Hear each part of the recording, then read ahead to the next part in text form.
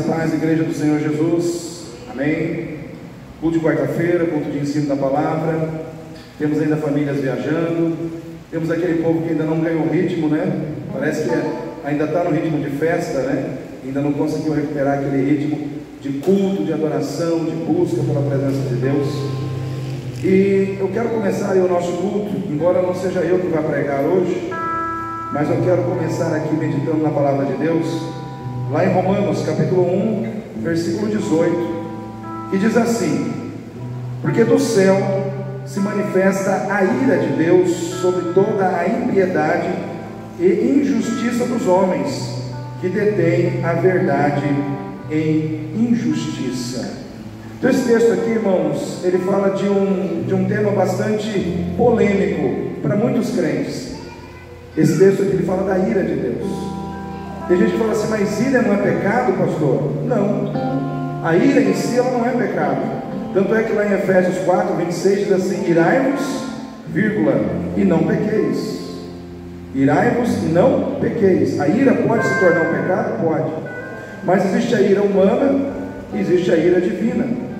E quando a gente fala da ira, essa ira aqui de Romanos 1, 18, ela é uma ira que nasce no coração de Deus. É uma ira que se manifesta do céu sobre a terra. É a ira de Deus. E a ira de Deus ela não pode ser comparada com a ira humana, porque a ira humana ela é cheia de capricho, a ira humana ela é cheia de vaidade, a ira humana é cheia de desequilíbrio, a ira humana muitas vezes é uma resposta sentimental a uma situação, e muitas vezes é uma ira injusta, que fere, que machuca injustamente outras pessoas. Mas quando a gente fala da ira de Deus, não. A ira de Deus não é uma emoção, não é uma manifestação sentimental de emoção, como é a ira humana. A ira de Deus é o zelo de Deus pela preservação do bem e pelo repúdio do mal. Porque Deus ele é a essência de todo bem. Deus é a origem de todo bem. Todo bem que nós conhecemos tem uma origem. E qual é a origem do bem? É Deus. Porque nele foram criadas todas as coisas, porque dele, por ele e para ele são todas as coisas, e todas as coisas foram criadas nele. Então Deus é a origem de todo bem. E quando a gente começa a pensar, mas quem é Deus? Aí a gente olha para a Bíblia, a gente encontra inúmeras definições de quem é Deus. Tem texto da Bíblia que fala que Deus é santo. Quem já ouviu falar que Deus é santo? Deus é santo, Deus é amor, Deus é justiça, Deus é onisciente, Deus é onipresente, Deus é onipotente, Deus é todo-poderoso. O que é um ser todo-poderoso? É um ser que tem todo o poder, ou seja, não falta em Deus poder para nada, Ele tem todo o poder, Ele pode fazer o que Ele quiser. Porém, nós não podemos olhar para Deus somente pelo aspecto do poder. Nós não podemos olhar para Deus somente avaliando ou analisando o poder que Ele detém, ou olhar para Deus pelo nível de poder que Ele possui. Nós temos que entender que nós temos que olhar para Deus também pela pessoa que Ele é, pelo seu caráter. E quando nós olhamos para Deus pelo seu caráter, nós entendemos que Deus é um Deus de princípios e de valores, que Ele exerce no seu mais alto nível de perfeição. Deus ele não é justo, Ele é perfeitamente justo, amém? Deus ele não é santo, Ele é perfeitamente santo. Deus ele não é amor, Ele é um perfeito amor. Você quer aprender a amar? Se aproxima de Deus. Você vai aprender a amar do jeito certo, né? Porque Deus é o perfeito amor, né? Então Deus ele é perfeito em tudo que Ele é, em todos os seus valores morais. Deus é perfeito, e Deus não abre mão de princípios e valores do seu caráter em função de amar o ser humano. Mas pastor, Deus não é mais amor do que justiça? Deus não é mais amor do que santidade? Não, irmãos. Deus ele é amor, justiça, santidade em perfeito equilíbrio. Deus não é mais amor, ou Ele é mais justiça, ou Ele é menos santo. Ele é tudo isso em perfeito equilíbrio. E Ele não abre mão dos seus princípios e valores simplesmente porque Ele ama. Porque o amor presta atenção no que eu vou dizer. O que eu estou dizendo aqui é teológico e um pouco filosófico, às vezes difícil de entender. Mas o amor sem justiça e santidade, ele pode se tornar um instrumento de corrupção na minha vida e na sua. Vou dar um exemplo. Uma pessoa que ama o dinheiro, e por causa desse amor ao dinheiro ela mata, ela rouba, ela passa por cima da justiça, ela passa por cima de princípios morais e éticos. Ela se corrompeu ou não? Se corrompeu, movida por amor, mas aquele amor corrompeu o coração dela. Agora vamos imaginar Deus, porque Deus ama o homem, Deus ama a humanidade, e porque Ele ama tanto o homem, Ele passa por cima da justiça, da santidade, Ele infringe princípios morais. Deus também não se corrompeu se Ele agir assim? Sim ou não? Sim ou não? O que muda é o objeto do amor. No primeiro exemplo é muito mais fácil de falar, não, mas amor pela vida vale, pastor. Por amor à vida a gente pode se corromper, não. No campo do mundo moral não existe motivo pelo qual você deva passar ou infringir princípios de justiça, de santidade. E Deus não faz isso.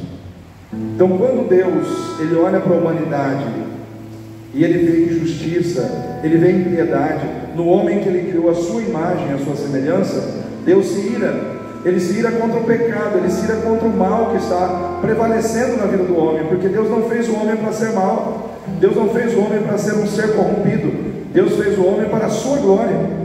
Então quando Ele olha para o homem, e aqui diz assim, que a ira de Deus se manifesta sobre toda a impiedade e injustiça dos homens que detêm a verdade em injustiça. Isso quer dizer, aquela pessoa que pega e pisa na verdade, sabe, ignora a verdade, joga a verdade na lama por causa da injustiça, para ter ganhos, para ter benefícios. Deus se ira com essas coisas. Então quando o homem deixa a corrupção ser mais forte no seu coração e ele se entrega à impiedade, à injustiça, à imoralidade, à perversidade, ele está alimentando a fogueira da ira de Deus. Porque Deus, o mesmo Deus que ama, que acolhe todo mundo, Ele também julga. Porque Ele não apenas acolhe, Ele acolhe para que as pessoas que são acolhidas sejam transformadas, melhoradas, aperfeiçoadas, através da sua palavra, através da comunhão com Ele. Então quando Deus olha e vê o homem mergulhado na lama do pecado, Deus se ira com aquela situação. E aí Deus começa a exercer juízo sobre a terra. Então quando Deus olhou para Sodoma e Gomorra, ali a perversidade moral subiu a níveis estratosféricos, que atingiu o limite da paciência de Deus. A imoralidade sexual, a perversidade sexual, a pedofilia, a homossexualidade, todo tipo de práticas sexuais pervertidas, e o cheiro daquela perversão sexual subiu às narinas de Deus. O que Deus fez? Entrou com juízo sobre Sodoma e Gomorra. Então se você vai fazer um estudo arqueológico hoje, você vai ver que onde era Sodoma e Gomorra, sabe o que está lá hoje? O Mar Morto. O Mar Morto fica exatamente aonde ficava a cidade de Sodoma e de Gomorra. E o Mar Morto é um Mar Morto por quê? Porque ele tem um índice de salinidade muito alto. O Mar Morto ele é cheio de sal. E quando você pensa na quantidade de sal que tem no Mar Morto, você lembra da esposa de Ló. Deus tirou Ló de Sodoma e Gomorra e falou: não olhe para trás, não olhe para trás, aconteça o que acontecer, vão embora, porque eu vou entrar com juízo nessa cidade. E o que a esposa de Ló fez? Não se conteve, olhou para trás e foi transformada numa estátua de sal. Para você ver como é que, você encontra ligação para tudo isso. Mar Morto cheio de sal, esposa de Ló foi transformada em estátua de sal. Então nós entendemos, irmãos, que nós vivemos um mundo hoje que infelizmente está caminhando a passos largos num ambiente crescente de corrupção. Infelizmente, no nosso país, nós vemos a corrupção se manifestando de uma maneira muito comum, né? A verdade sendo pisada pela injustiça, né? A imoralidade sendo promovida pela cultura, pelos meios artísticos, pelas novelas. Aquilo que é errado, as pessoas querem passar para nós como se fosse certo. E se você quer defender princípios bíblicos, você é antiquado, você é quadrado, você é ultrapassado, você é preconceituoso, você é discriminador, você é alguém que tem que ser rejeitado na sociedade. Por quê? Porque você está fora do padrão do mundo, você está fora do padrão da sociedade. Só que eu quero dizer uma coisa para você, querido. Se nós estamos em Cristo, e se nós cremos que Cristo é o Senhor e Salvador da nossa vida, nós temos que nos preparar não para morar aqui, mas para morar no reino de Deus. E o padrão que deve reger as nossas vidas tem que ser o padrão do reino de Deus. Então cuidado com o perfil de pessoa que muitas vezes você está assimilando para a sua vida, né? Então, se você precisa buscar um perfil, olhe para o perfil de Jesus, porque Ele é o referencial perfeito de filho que Deus busca em nós, em cada um de nós. Se nós queremos verdadeiramente agradar a Deus, nós temos que viver nos espelhando em Cristo, né? Imitando a Cristo, deixando a vida de Cristo fluir em nossas vidas, fazendo como fez o profeta João Batista. Importa que ele cresça e que eu diminua. Então, que nós possamos deixar Cristo crescer na nossa vida, cada dia mais Cristo dominando, crescendo dentro de nós, e nós venhamos a diminuir, para que verdadeiramente Cristo possa crescer e aparecer em nós. Amém? Quero que você fique em pé, para que nós possamos orar e em seguida louvar a Deus por estarmos na casa dEle, por estarmos aqui na presença dEle. Louvado seja o nome de Jesus. Feche seus olhos. Pai querido, em nome do Senhor Jesus, aqui estamos na Tua presença para render glórias ao Senhor, para declarar que o Senhor é Deus sobre as nossas vidas, para entregar nas Tuas mãos este lugar, este templo, esta igreja do Senhor, e pedir que o Senhor venha encher este lugar de glória, que o Senhor venha encher este lugar com a Tua presença.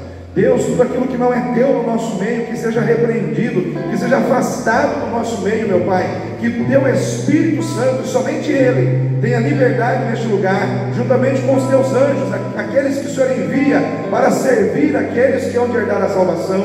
Meu Pai, em nome do Senhor Jesus, nós entregamos este lugar, nós entregamos as nossas vidas nas Tuas mãos. Chegamos com quebrantamento diante do Senhor, Pai.